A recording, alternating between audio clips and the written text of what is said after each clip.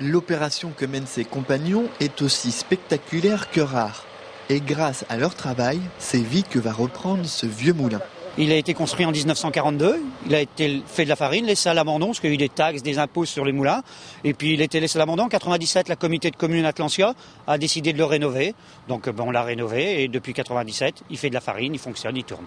Usés par le temps et les intempéries, les ailes doivent aujourd'hui être remplacées. Notre première mission avait été de démonter les vergues, les voilures pour voir un petit peu leur état.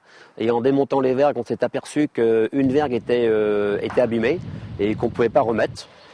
Nécessaire tous les 10 à 15 ans, c'est après un mois de travail en atelier que la réinstallation peut enfin avoir lieu.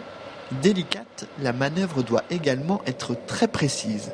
Le trou qu'on voit dans la tête d'arbre, on appelle ça une lumière.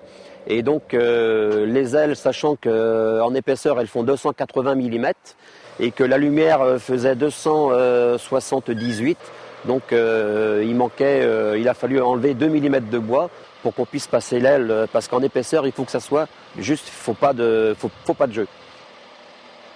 Bien que ce type de restauration est le lot quotidien de ces amoureux du patrimoine, ils n'en restent pas moins fiers et passionnés. Serait-ce alors le plus beau métier du monde ?